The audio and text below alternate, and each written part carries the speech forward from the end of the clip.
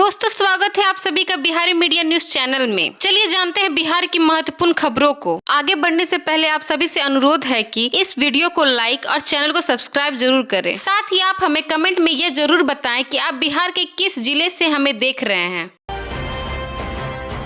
बिहार में 1 करोड़ युवाओं को मिलेगा नौकरी, नीतीश कैबिनेट में लगी मोहर। नीतीश कैबिनेट की बैठक में कल 30 प्रस्तावों पर मंजूरी दी गई। कई विभागों से जुड़े अहम फैसले लिए गए, जिसमें सबसे महत्वपूर्ण फैसला बिहार के युवाओं से जुड़ा लिया गया है। दरअसल बिहार सरकार ने अगले 5 सालों में राज्य में 1 करोड़ नौकरी और रोजगार सृजन के महत्वाकांक्षी लक्ष्य को स्वीकृति दे दी है।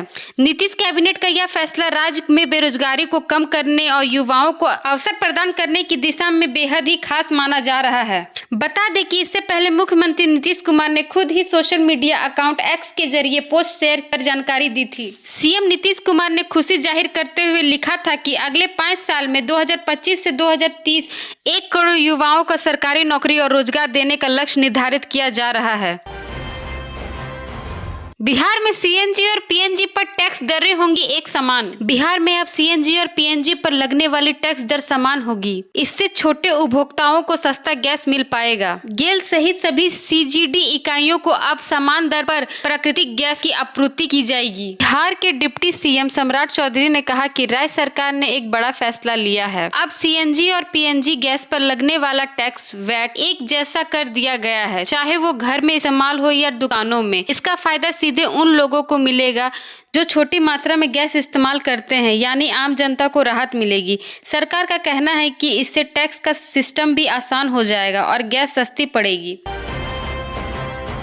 पूर्वी चंपारण में 18 जुलाई को सभी स्कूल और कोचिंग रहेंगे बंद। इस गुरुवार यानी 18 जुलाई को देश के प्रधानमंत्री नरेंद्र मोदी पूर्वी चंपारण आने वाले हैं, जिनके जनसभा कार्यक्रम को देखते हुए जिला प्रशासन ने सुरक्षा और व्यवस्था के लिए बड़ा फैसला लिया है। जिला अधिकारी सौरभ जायसवाल ने आदेश जारी किया है कि 18 जुलाई को जिले में सभी स्कूल, कोचिंग सेंटर और आंगनबाड़ी केंद्र बंद रहेंगे। यह फैसला भीड़, ट्रैफिक और गर्मी को ध्यान में रखते हुए लिया गया है, ताकि बच्चों की सुरक्षा सुनिश्चित की जा सके। डीएम ने बताया है कि प्रधानमंत्री की जनसभा में भारी भीड़ जुटने की संभावना है, जिससे सड़कों पर ट्रैफिक का दबाव भी बढ़ेगा। ऐसे में नागरिक सुरक्षा संहिता 2023 के धारा 163 के तहत ये आदेश जारी किए गए हैं। नीतीश कैबिनेट का बड़ा फैसला, अब पटना के बाद मुंगेर और भागलपुर में भी बनेगा गंगा पथ। मुख्यमंत्री नीतीश कुमार की अध्यक्षता में हुई कैबिनेट बैठक में बड़ा फैसला लिया गया है। अब पटना की तरह गंगा किनारे दूसरे शहरों में भी गंगा पथ बनेगा। कैबिनेट ने मुंगेर और सबौर तक 83 किलोमीटर लंबे गंगा पथ प्रोजेक्ट को मंजूरी दी है। इस परियोजना पर करीब 9,970 करोड़ रुपए खर्च होंगे। यह नया गंगा पथ भागलपुर शहर की ट्रैफिक जाम की समस्या को कम करेगा, क्योंकि यह एक वैकल्पिक बाईपास की तरह काम करेगा। गंगा किनारे इस रास्ते के बनने से लोगों को सुरक्षित और बिना रुकावट के सफर की सुविधा मिलेगी। वहीं सुल्तानगंज से भागलपुर होते हुए सबौर तक के गंगा पथ को हाइब्रिड एनयूटी मॉडल के तहत बनने की मंजूरी मिली है।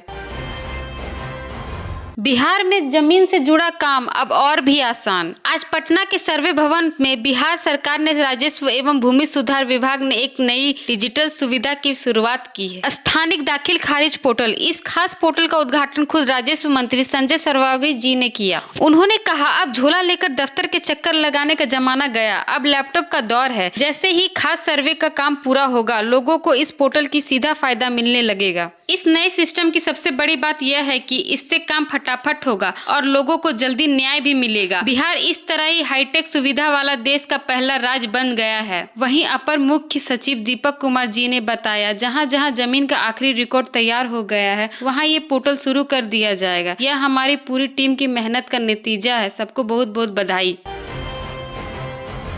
मुजफ्फरपुर में नहीं लगेगा जाम, अब बन रही है 17 किलोमीटर की 4 लेन रिंग रोड। मुजफ्फरपुर शहर में जाम से छुटकारा दिलाने के लिए अब बड़ा कदम उठाया गया है। 17 किलोमीटर लंबी 4 लेन रिंग रोड बनाने का काम शुरू हो गया है। यह रिंग रोड मधोल से शुरू होकर दिघरा, मसूरी होते हुए बखरी तक जाएगी। इससे दरभंगा हाईवे और हाजीपुर हाईवे आपस में सीधे जुड़ जाएंगे। National highway authority of India ने गाड़ियों का ट्रैफिक सर्वे भी चालू कर दिया है, जिससे पता चलेगा कि रोज कितना गाड़ियां चलती है और और कहाँ ज्यादा जाम लगता है। इसी के आधार पर आगे की प्लानिंग और टेंडर की प्रक्रिया पूरी की जाएगी। मुख्यमंत्री नीतीश कुमार इस रिंग रोड प्रोजेक्ट का जल्द ही शिलान्यास कर सकते हैं। रिंग रोड 2 फेज में बनेगी। पहला फेज मथोल से दिखरा तक करीब 4.45 किलोमीटर, दूसरा फेज दिखरा से मसूरी चतुरी पुनास होते हुए बखरी तक करीब 12.45 किलोमीटर। इसका सबसे बड़ा फायदा यह होगा कि जो गाड़ियां दरभंगा, सीतामढ़ी, शिवहर, मोतिहारी और समस्तीपुर से हाजीपुर या पटना की ओर जाती है, उन्हें अब शहर के अंदर नहीं आना पड़ेगा, सीधा बाईपास पकड़कर निकल जाएगी और शहर में जाम बहुत कम हो जाएगा। बिहार में बढ़ने लगा गंगा का पानी, कई जिलों में बाढ़ का खतरा। मानसून के एक्टिव होते ही अब गंगा नदी का जलस्तर तेजी से बढ़ रहा है, जिससे पटना, बक्सर और भागलपुर जैसे जिलों में बाढ़ का खतरा मंडराने लगा है। 14 जुलाई 2025 को मिली रिपोर्ट के मुताबिक गंगा अभी खतरे के निशान से नीचे बह रही है, लेकिन रफ्तार बढ़ रही है। आपको बता दें कि दीघा घाट खतरे के निशान से 2.48 मीटर नीचे बह रहा है। उसी तरह गांधी घाट खतरे के निशान से 1.61 मीटर नीचे बह रहा है। पटना के दानापुर, पंडारक और फटवा जैसे निचले इलाकों में पानी भरने लगा है। दीघा नहर के जरिए पानी को डाइवर्ट करने के लिए पंपिंग मशीन चलाई जा रही है। आपकी जानकारी के लिए बता दें कि बक्सर गंगा चेतावनी स्तर से 1.59 मीटर नीचे घाटों की सीढ़ियां डूब गई हैं। उसी तरह भागलपुर खतरे के निशान से 3.12 मीटर नीचे, यहाँ गंगा हर घंटे 1 सेंटीमीटर बढ़ रही है। सुल्तानगंज, नाथनगर, नवगछिया जैसे इलाके बाढ़ की चपेट में आ सकते हैं। अब घर बैठे देखिए अपने जमीन का नक्शा। बिहार में अब जमीन से जुड़ी कोई भी काम होगी बिल्कुल आसान और पारदर्शी। सरकार ने जमीन के सर्वे और सुधार से जुड़ी जानकारी देने के लिए एक स्पेशल ऑनलाइन पोर्टल लॉन्च किया है। मंगलवार को राजस्व एवं भूमि सुधार विभाग ने इस पर पोर्टल की शुरुआत की, जिससे अब आम लोगों की भूमि से जुड़ी जानकारी के लिए दफ्तरों के चक्कर नहीं काटने पड़ेंगे। आपको बता दें कि इस पोर्टल के जरिए राज्य के किसी भी नागरिक को अब ये चीजें अपने मोबाइल या कंप्यूटर पे ही मिल जाएगी। अपनी जमीन का नक्शा, मैप, जमीन का सर्वेक्षण कहां तक हुआ है, जो आवेदन दिया है उसकी स्थिति क्या है, यानी अब घर बैठे ही आप अपनी जमीन की सारी स्थिति चेक कर सकते हैं।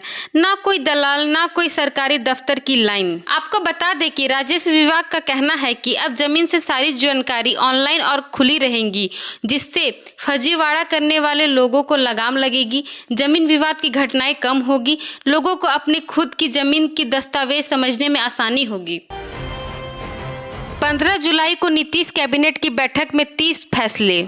मुख्यमंत्री नीतीश कुमार की अगुवाई में मंगलवार 15 जुलाई 2025 को कैबिनेट की बड़ी बैठक हुई। इस बैठक में कुल 30 अहम फैसलों पर मोहर लगी, जिसमें 2 बड़े फैसले लिए गए। वोटर लिस्ट बनाने और अपडेट करने के काम में लगे BLO और सुपरवाइजरों को सरकार अब एक ही बार में 6,000 रुपए देगी। इसके लिए सरकार ने कुल 51,68,40,000 रुपए खर्च करने की मंजूरी दी है। वहीं दूसरी ओर पटना मेट्रो के प्रायोरिटी कॉरिडोर की देखरेख का जिम्मा अब दिल्ली मेट्रो को दिया गया है। अगस्त 2025 से मार्च 2028 तक यानी 2 साल 8 महीने के लिए DMRC को 169 करोड़ 37 लाख रुपए दिए जाएंगे। साथ ही मेट्रो चलाने के लिए 3 कोच की एक ट्रेन किराए पर ली जाएगी, जिसके लिए सरकार 21 करोड़ 15,44,646 रुपए खर्च करेंगी। यह ट्रेन 3 साल तक किराए पर रहेगी।